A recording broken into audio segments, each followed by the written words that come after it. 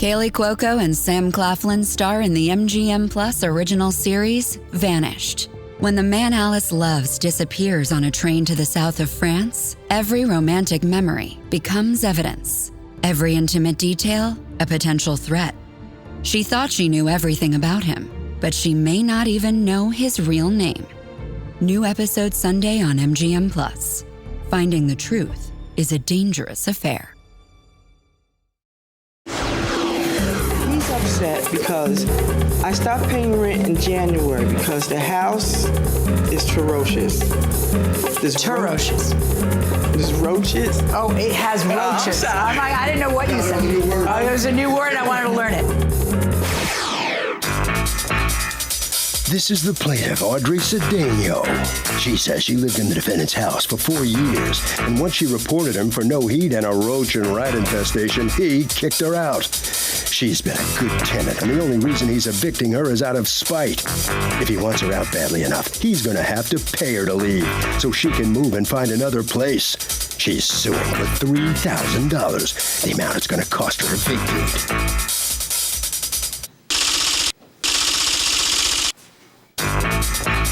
This is the defendant, Hugo Flightus. He says the plaintiff's been far from an ideal tenant. The woman is mean to the other tenants in the house. She leaves hot plates burning, causing a hazard to her neighbors. And when she doesn't pay her bills, he can't pay his. Now the crazy woman is suing him to move? Her moving issues are her own, not his, and he owes nothing. He's accused of kicking a woman to the curb.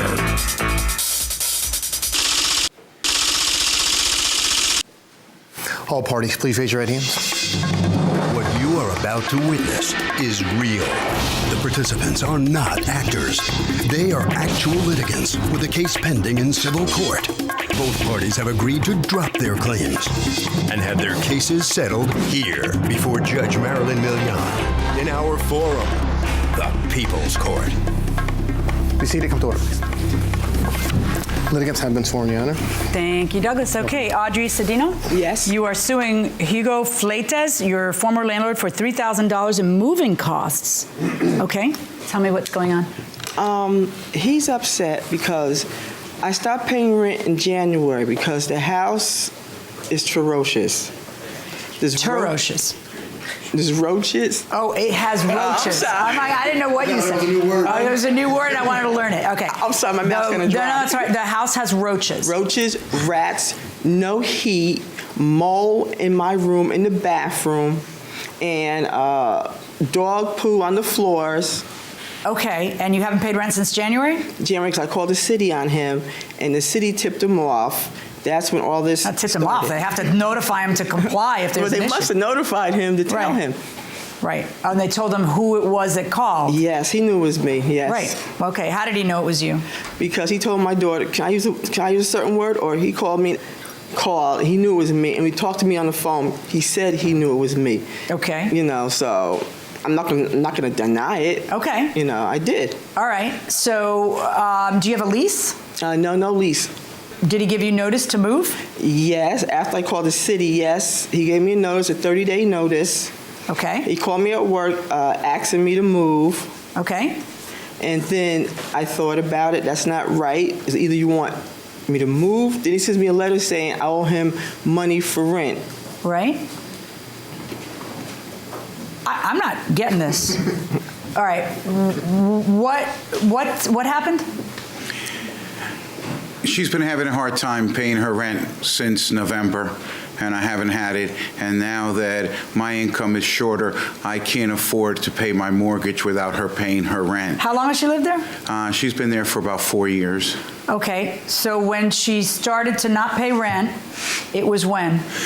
She's had struggles all along, and I've always been kind with her and let her go. And you know, and she's gone back on her feet and started to pay again. And this year it started to happen again. And the problem was that I ran out of money, and if I can't pay, so she wouldn't be on time? She paid wouldn't. November and December, but it wasn't on time? No, she didn't pay November, December, January, February. So she hasn't paid since October? Yes. May I ask you a question? Have you filed a notice of eviction? Yes, I have, Judge. Okay, and what is going on with your notice of eviction? We're waiting. When did you file it? I filed it at the end of February. Why'd you wait so long? Because I've always wanted to give her a chance. I've always been very good and very So you nice to filed her. it at the end of February, and what's going on with it? It's waiting and pending in court. So what are you suing him for? For security deposits so I can move. Number one, I did pay rent in November because I have the money. Wait a minute. You acknowledge that you didn't pay rent. Right. So you've lived there rent-free. I'm withholding the rent because he didn't repair the place. Got That's it. All right, so, why- but he's not even counterclaiming against you for the rent in this lawsuit. You're bringing him in a lawsuit because you want him to pay your moving expenses because what? Because he asked me to move. I have evidence right here. He asked me to move because he needs to move for his family members. Okay, stop. I need you to work with me. Okay, and you don't Let have me to yell explain at what me. a lawsuit is, because I'm incredulous. Let me explain what a lawsuit is. A lawsuit is that side telling me that this side done them wrong. And because they've done them wrong, they have done them wrong to the tune of X. So first of all, he did something wrong, and second of all, your damages are X. Okay. What did he do wrong? He asked you to leave? Yes. For What's no wrong with reason. him asking you to leave? Because I called the city. Okay, but you're on a month to month. He can ask you to leave because he doesn't like your new hair color. No, it's a week to week. I pay week to week. I don't Worse. pay- All he has to give you is 1 week's notice. That just made it worse. Welcome back to the People's Court. Harvey Levin here. So if you make a legitimate complaint to the city and then the landlord says, you know, I'm going to kick you out of the apartment. I have a right to give you a 30-day notice. Can he do that? No, you can't. Why?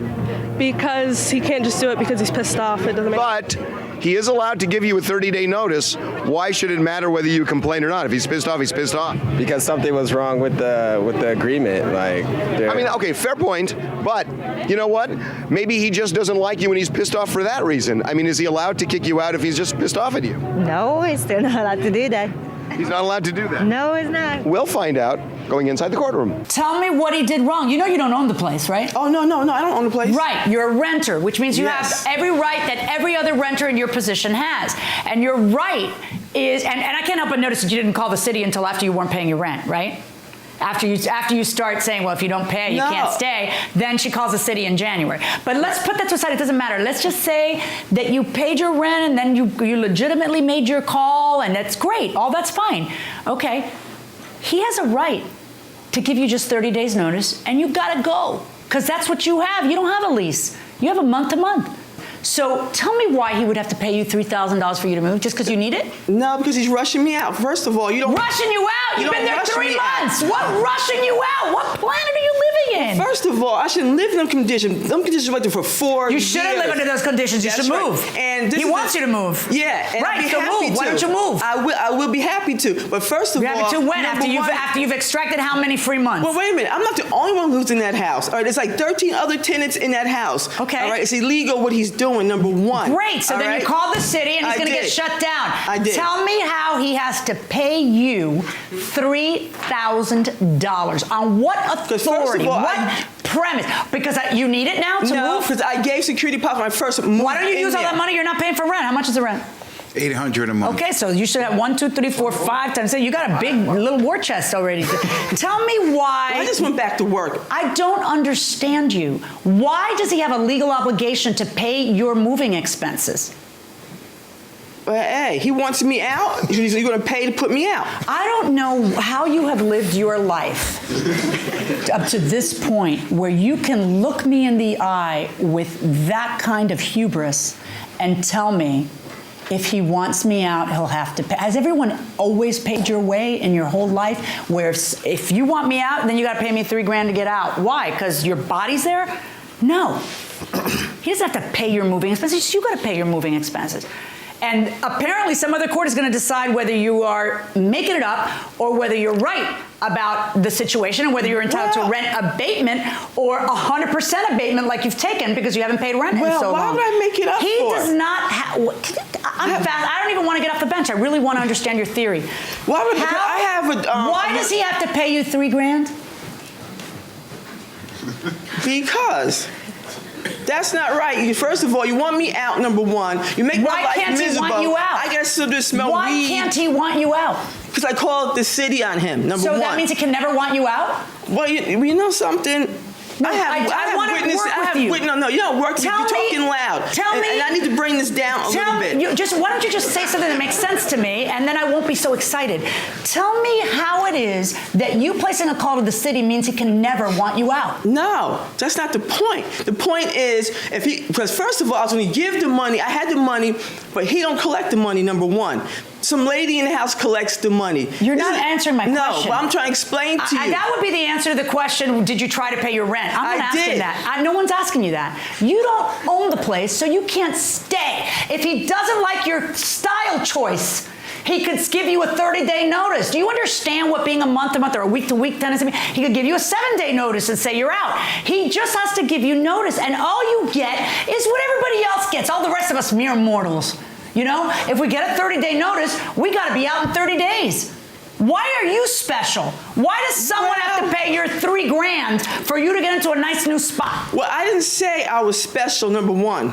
Your lawsuit kind of indicates you think you are because you don't have to abide by the law. Let me tell you something. Let me tell you something. Verdict for the defendant. This was a waste. What kind of judge are you? You can tell me. You can tell me here. You can tell me anything you want. No, this is ridiculous. This guy is a slumlord, number one. All right? He takes all my money. This man is not poor, number one. He drives a Mercedes truck. He has 13 people renting rooms to. You waste my time to come out here and be humiliated? I don't think so. But this must be America?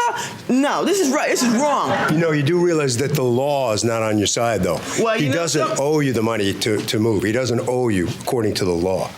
Well, you know something? Well, the city person better do their job because I will. When I get back home, I'm going straight to the city and I'm calling the police department. I want something done because I just had to live in filth and trash. You never call somebody crazy? Right. Honey, you're crazy. All right. You're the crazy one. All right. All right, sir, step in here. Yes, sir. What do you have to add to that? I feel sorry for that woman. Any validity to her claims about the conditions there in the place? None whatsoever. The roaches situation? There is no roaches. There is no rats. Harvey? FYI, most cities do have laws that prohibit landlords from doing what we call retaliatory eviction, but that is obviously not the case here. And that will do it for this case. Litigants for the next case on the way into the courtroom right now. This is the plaintiff, Alan Sternberg. He says he was taking his mother to get her nails done, was sitting in the parking lot waiting for a space, and the defendant backed her car into his. He exchanged information with the defendant, got an estimate, and sent it over to her. A few days later, he got a call from a man claiming to be her other half, and he told him this was a scam. He wasn't paying, and here they are. He's suing for $1,938.10, the cost to repair the damage.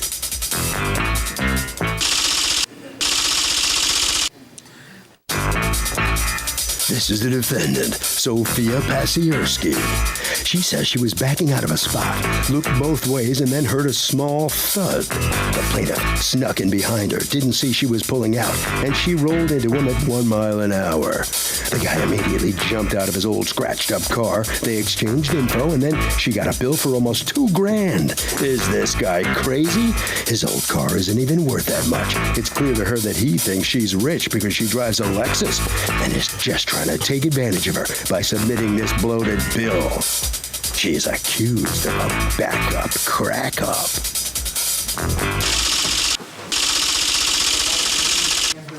The defendant has filed a countersuit for $360.08 for lost wages. All parties, please raise your right hands. Welcome back to the People's Court. Next case on the docket. The plaintiff was taking his mom to get her nails did, and he says that the defendant just backed into his car, period.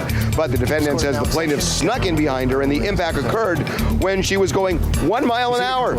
It's the case of my mom got nailed, and so did I. Thank you, Douglas. Okay, Mr. Sternberg, you are suing Ms. Pasierski for $1,938.10. The estimate for repairs to your car that you say were her fault. You have a counterclaim against him for lost wages, I presume for today, for wasting your time? Yes. Okay, let me hear from you. All right. Once a month, I drive my mom to get her hair and nails done. She lives in a senior community about an hour and 10 minutes from my house. I picked her up. I went to the strip mall. You're a good boy. Thank you. I went to the strip mall. That's the strip mall. You have the stores. You have all the spots. Come on over there and show me how it happened. Grab a car. Pick a car, any car. Pick a car, any car. All these spots here are handicap spots. I pulled in here to get a handicap spot because we have a handicap placard for my mom. She's blind and deaf. As I pulled in, the first spot right in front of the hair and nail store, which is here and here, I saw the lights go on the back of their car. They were pulling out. So they pulled out. So now I'm waiting to go into a handicap spot. That's the defendant's car. That's my car. She backed up and smashed my car. The second it happened, she got out of the car. She stated that she's sorry. She apologized, that she was taking her mother somewhere, and that she never looked back. Her mother was talking to her. So it was kind of coincidental What like were you that. doing? I was taking my mother for a follow-up visit after her cataract surgery. Oh, you're a good girl, too. So she hit my car. She said to me she had a clean record, and please don't get any insurance or police involved. I'm an hour and a half from home. I said, all right, let me just open my door. I opened the sliding door just to make sure, because that's where the damage is. I have a picture and the car right out front. It's right on the sliding door. It opened, it shut smoothly. I got back in my car to move my car into the handicap spot to exchange information. We did that. I have the paper with. Yeah, you can go ahead and go back. So you exchange information so the police aren't called out or anything? No call. There was a small dent. I didn't call the police. I'm going to be 50 this year. I should have, in my knowledge, learned. I tell my 18-year-old daughter... Well, let me ask you a question. Do you watch a People's Court? Yes, I do. Okay, so then you'll know that I always say, call the police. She yelled, get a cop, several times. So then she gave me the information. I figured, listen, she gave me her house address. She gave me her name, first name, cell phone. So we're good. So far, everything's good. What happened, though? So now I called her a couple times, home and cell. Didn't hear from her. One night, about 9:30 at night, I get a number from not either one of the numbers, and now it's a gentleman on the phone. The gentleman basically started out the conversation by telling me, accusing me of fraud. And I kind of laughed and said, yeah, I drive an hour and a half away so I can get someone to hit my 2003 minivan so I can get $1,900. Estimate was high to me, too. The estimate is high. I asked her. Did you ever go take it to any other? I got two more, yes. You did get two more. Can I see the other two estimates? Yes, you can. There's all three. Yeah. Now, I did, when I sent her the $1,900 one, and I said, tell me a place, I told the gentleman on the phone, tell me a place you would like me to go, and I'll take it to any place you would like me to go. What did he say? He was saying, he was trying to like bully me in my eyes, that he was saying he knew a fraud investigator, an insurance fraud investigator. If it's fraud, I'm going to be in big trouble. And then we go to the part where it's a Lexus versus a minivan. I never brought up a Lexus. They brought up to me. He asked me my mileage. I told him it has 187,000 miles. It's a 2003. There's not a dent or a scratch on it. Now, my car's out front. Got it washed today, and if you'd like to look at it, you can look at it. I also have a picture. I don't care. Okay, I'm going to press that off button. Okay, take a deep breath. What happened? I had just taken my mother out of the physician's office after going for a checkup with her. I had put my seatbelt on. I looked over to see if she had her seatbelt on. Before that, I had looked behind my mirror. There was nobody there. All of a sudden, I tapped a car. My mother asked me, why am I stopping? And I tapped his car. According to him, he hadn't even moved. You just backed right into him, and he wasn't moving. Well, then, yeah. Either way, it would be your fault because you're backing out of his space and he's in the thoroughfare. I don't deny that I tapped his car, but I did not crash into his car. I have a picture of where he entered the... Do you have a picture of his damage? Yes, and I have a picture of mine blown up. Let me see your picture of his damage. That's his car. Okay. I don't deny that I tapped his car. I took a quick photo of the damage. Well, this is more than a tap. But if you look at his photo, there are horizontal scratches.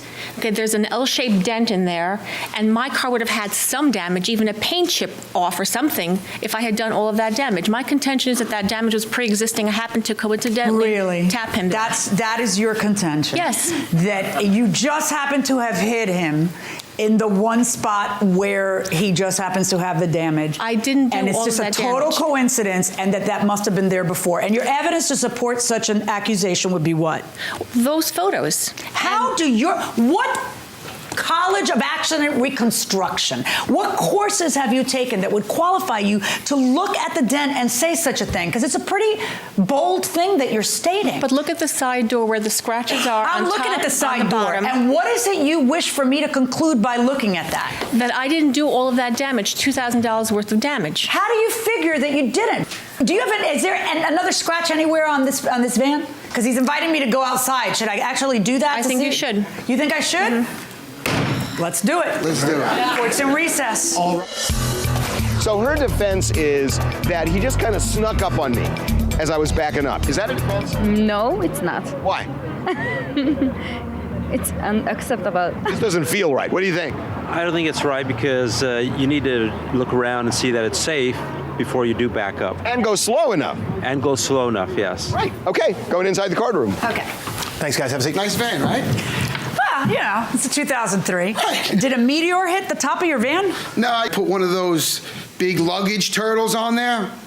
Wow, that did a number on the top of your car. I'm still going to do it in June. But from a standpoint of other cars, you know, it's got your 11 years of wear and tear, but there are no other hits. But, you know, and that doesn't necessarily prove one thing or another other than that it disproves what you said, that, yeah, go out there, look at his van, it's all beat up. It's not. It's really not beat up.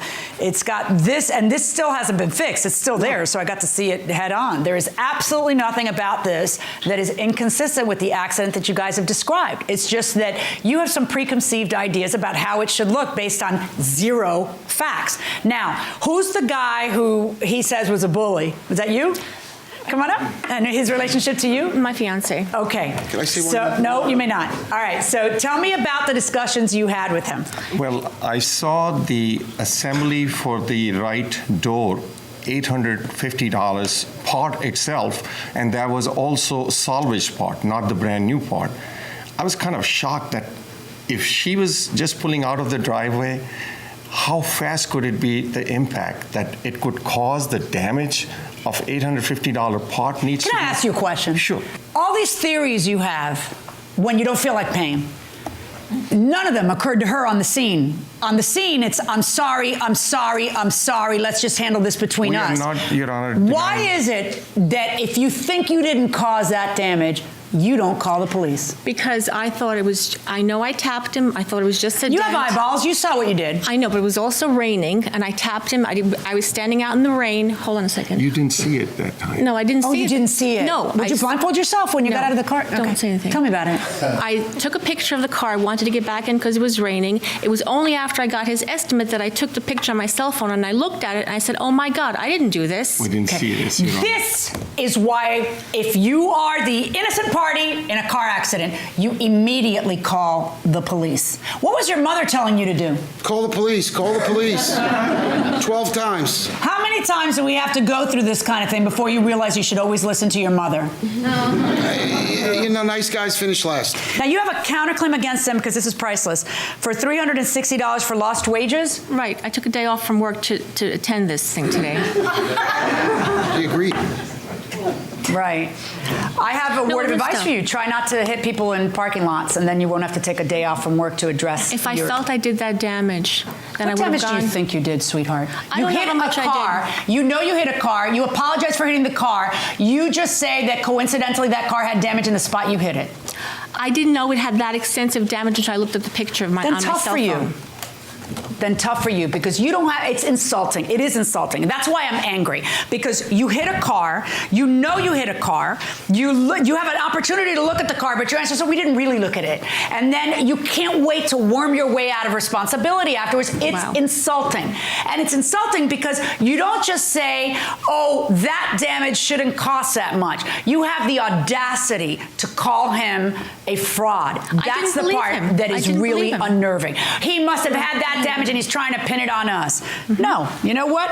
Pay the guy. I'm going to pick one of the three estimates that I think, because I do think the 1900 is kind of high. So of the three estimates, no, I don't want to hear anymore. Of the three estimates, I'm going to pick the lowest, which is $1,587.24. Verdict for the plaintiff. And on your counterclaim, 0. And so the lowest estimate goes over to the plaintiff. Step on in here. Your reaction to this case going against you here? I really believe he's lying. I know my car had not a scratch on it. It's impossible. Right next to Just saying. It's impossible that damage could have caused. Why don't you just suck it up and admit that? No, I don't. I admit that I tapped his car, but the extent of the damage was not caused by my car. You don't have a body shop. You're not an expert on that.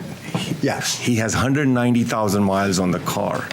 Okay, it's an 11-year-old car. The book value is $700. You told her go out and look at the car. She did. I know. The car was in good shape. So what else? What else? All right, follow Officer McIntosh around the corner. Judges can make mistakes too. Okay. Bye. Nice to meet you. I like to see her. I watch a lot of television. Oh, okay. She likes the judge. That's nice. Come on in. You satisfied how this comes out? Sure. All right. I mean, someone hit my car, they made an agreement, and then they backed out.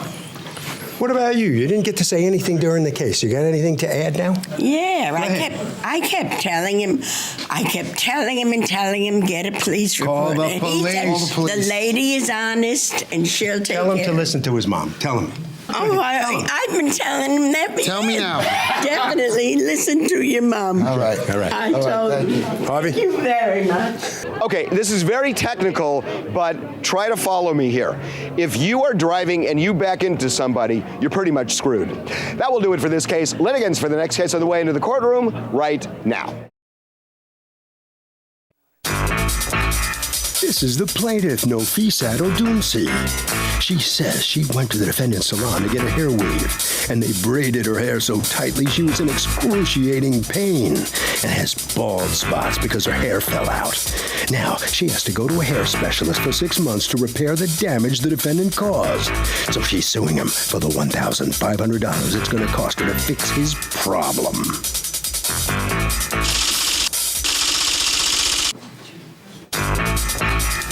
This is the defendant, Junior Brito. He says the woman came to his salon, got a weave, and left a happy customer. He had no idea there were any problems until he was served papers informing him he was being sued. In fact, he doesn't really think the woman had a hair problem at all, because if she did, surely she would have come back in to complain about it. The lying woman's not going to scam him into giving her anything. And if she wants to sue, she can till the cows come home. He's accused of winding things up a little too tightly. The defendant has filed a countersuit for $5,000 for defamation of character. All parties, please raise your right hands. Welcome back to the People's Court. Next case on the docket. The plaintiff went to the defendant's hair salon for a weave and says that the weave was pulled so tight that it created bald spots. But the defendant says the woman left happy and thinks she just won the job for free. It's the case of hair today, gone tomorrow. Thank you, Douglas. Okay, Nofisat Odunsi. Yes. You are suing La Touch Unisex Salon and represented here by the manager, Junior Brito. Okay, for $1,500 that you say you are out because according to you, they botched your hair. Tell me what happened. I went to the salon with the intent of getting a wash and blow dry.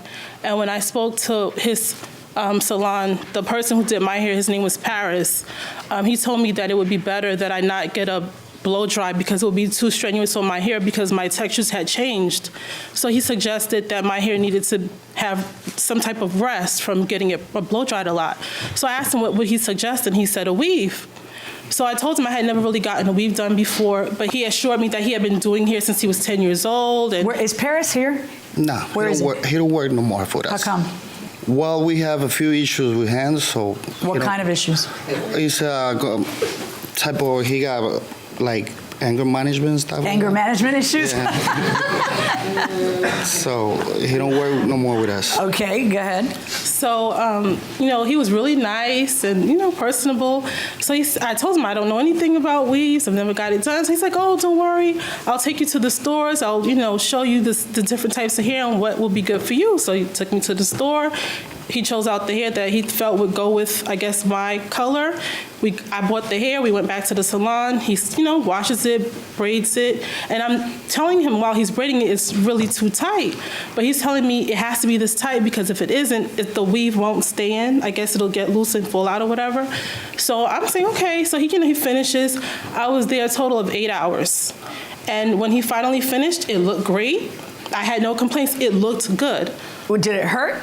It did hurt, but he told me that. He told you what? He told me that it wouldn't. No, he told me that it wouldn't stay unless he braided it that tight. So you were just going to go through life with that pain? Well, not life, but at the moment. Just 6 weeks. Right. I felt that it's not horrible, so it's not like I was like, oh my God. Right. When I got home a week later, I could see that it wasn't getting any better. And it was to the point where it would really hurt to the touch. So a week after that, I couldn't take the pain anymore. I said, you know what? I'm just going to have to cut my losses with this money and just take it out. Why didn't you just go back to the salon and tell him to take it out? Because I would have had to pay him to take it out. And I didn't have any more money. I work part-time. I didn't have any more money to pay him to take it out. So what did you do? My supervisor actually volunteered to take it out. So Your supervisor where? At my job. She volunteered and you to did take not it work out. at a hair salon? No. All right. So your supervisor volunteered to take it. What qualifies her to take it out? Well, she wears weaves and wigs and everything, so I guess she knew how to take it out. And she took it out for me. And she said, don't be alarmed, but a lot of your hair has come out. So I knew I had to go to work the next day, and I couldn't go exactly in the condition that my head was in. So I called my sister, and she recommended me to go to this salon in Harlem that specializes in natural black hair care. So I went there that same day, and when the woman saw my head, she's like, oh my gosh, what happened to you? And I'm like, well, I told her the whole story, and she said, do you have a camera? I said, well, I have a camera phone. So she said, okay, give me your phone, let me take some pictures. Can I see the pictures? Sure. So who's going to testify? Okay. How are you going to testify? You don't know anything that happened there that day. Well, it's logically that if you have something that hurts in your head, you say take it off. Because I've been doing braid for myself too. And if the braid is tight, I say, I'm sorry, I don't want to, because it's too tight. Because I don't going to last 1 week with a braid that hurts. Right, but let's say that it hurts, it's not put me in a hospital hurt, it's just, it's a little tight, maybe I'll get used to it hurt. And then at some point, you're just kind of sick of it. Then what? Well, the best thing you do when something happen like that, you come back to the shop and talk to the owner. I don't quite understand why, if they did something wrong because it's still hurting, why would you have to be charged? Because before I left him, he told me, when you need to have it taken out, come and I'll take it out, but I would have to pay for it to be removed. Well, but that's assuming that it lives its life of the 6 weeks. But if you have to take it out 6 days later, which is your testimony. No, I said 2 weeks later. Or 2 weeks later, which is your testimony because you can't stand it, then there's a problem that's not natural. Did you even call him to complain? Or? I did.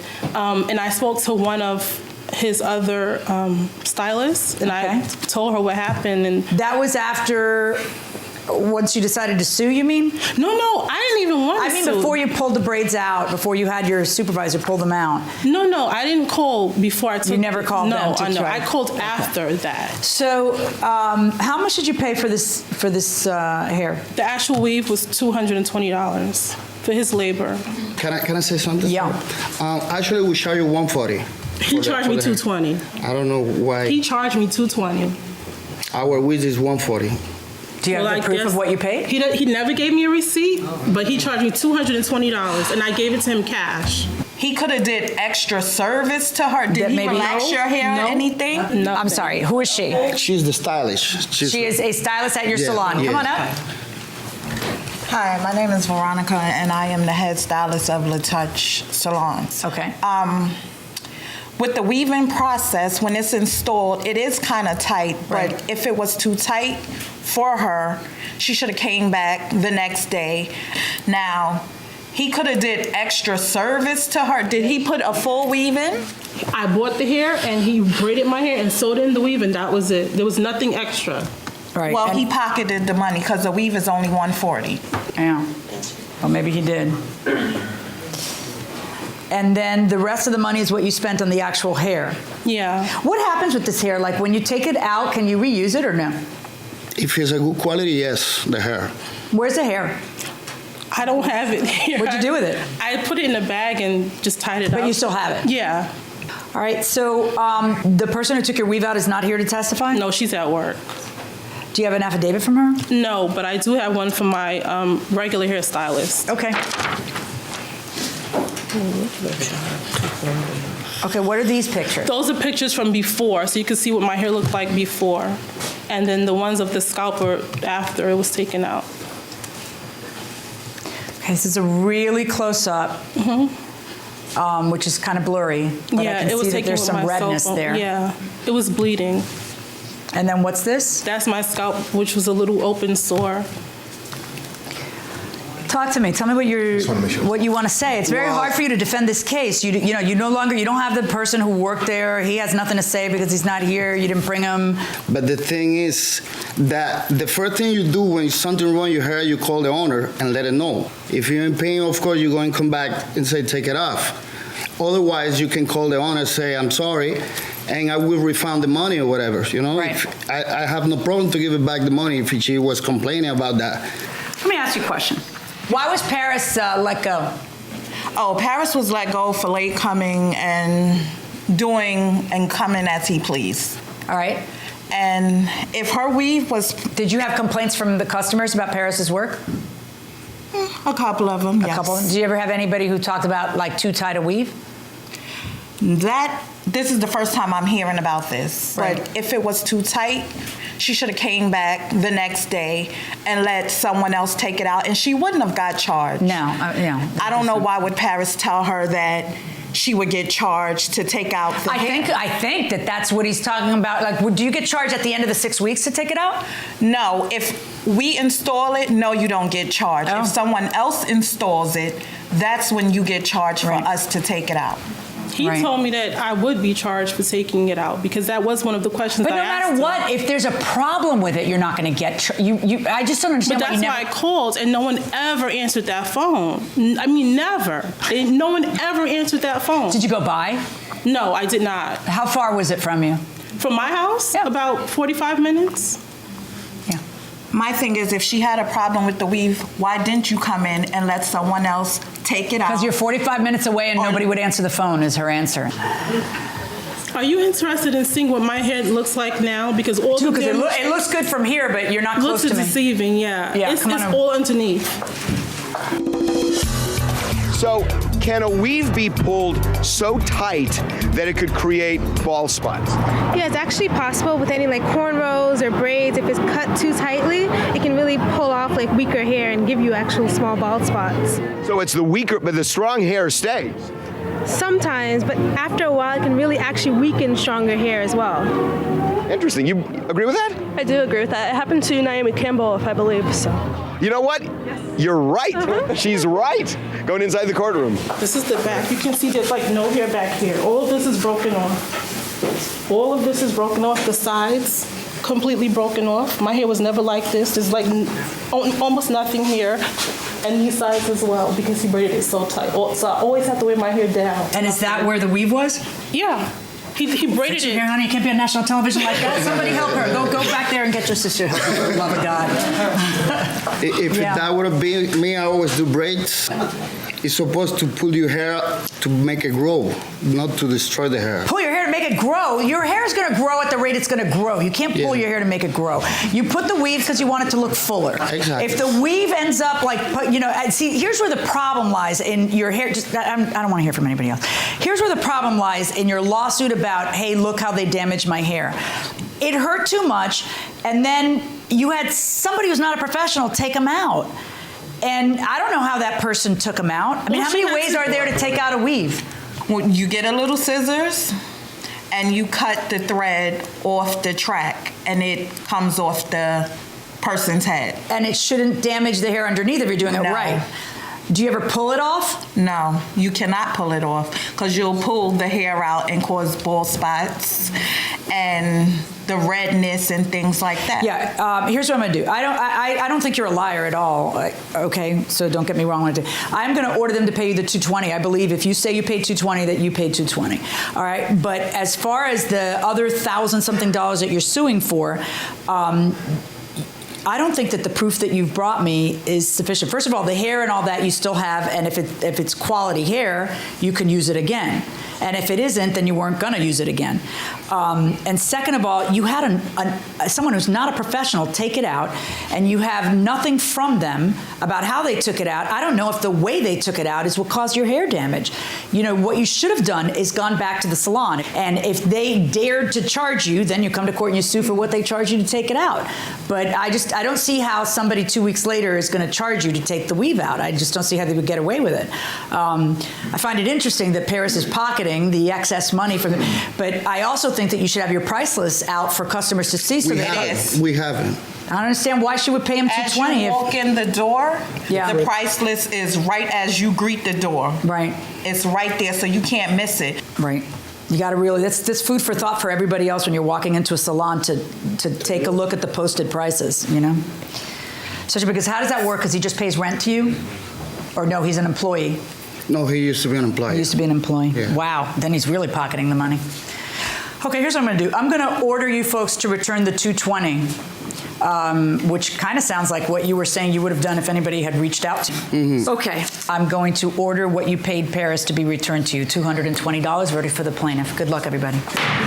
Okay, both sides, hold on. Hold on. Paris, you've been all over the world trying to collect. You wind up with $220, even though you sued for $1,500. Yeah. So, you feel you won? I'm not happy, but at least I've been made whole again. So that makes me feel a little bit better. All right. Are you happy with your hair right now? No, I'm not. Definitely not. Was it embarrassing to have to show that? No. No? No. It was cool. Why did you go back to them? You said because they were 45 minutes away. Right. And I Couldn't kept reach them? calling and no one ever Just answered show the up phone. there. Well, that won't happen to me again. I won't be going back there anymore. Any more weaves for you? No. No more weaves? No. All right, okay. All right. Head right around the corner this way. All right. So come on in here, and why is it so hard to reach you, and how come you're not answering your phone for the customer and stuff like that? That's not true. No? I always answer the phone. That's unbelievable. Mm-hmm. You don't take any responsibility for what happened to her? No. What do you think, Harvey? Okay, Kurt, here's the deal. When you think that the job is not done properly, you got to let the person who did it know immediately, almost certainly, if you know before you leave the salon, do it before you leave the salon. And then, unless it's an outrageously bad job, you got to give them a chance to correct it.